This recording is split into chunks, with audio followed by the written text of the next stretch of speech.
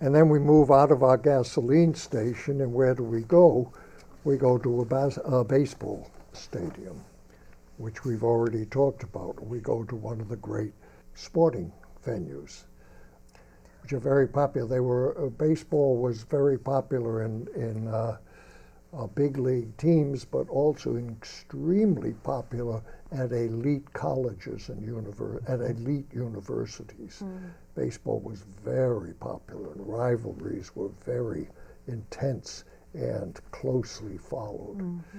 And I think it's important to keep in mind that when people were looking at these images, they would have not just seen the sites that they were familiar with or were highly symbolic to them, they would have heard the sounds that were typically associated with it. So in the case of baseball, the radio broadcast of the games.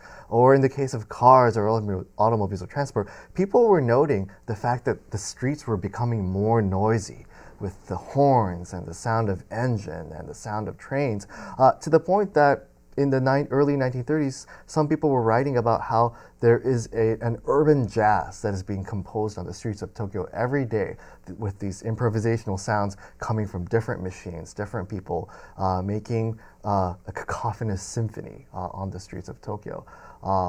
And radio would have been part of that, cars would have been part of that. If you move out of the baseball stadium and explore, which we are not going to do, but you should do on your own. Yes. If you explore these images, you will find golf courses, miniature golf, just an incredible array of things that we don't see as traditional Japan or pre-war Japan.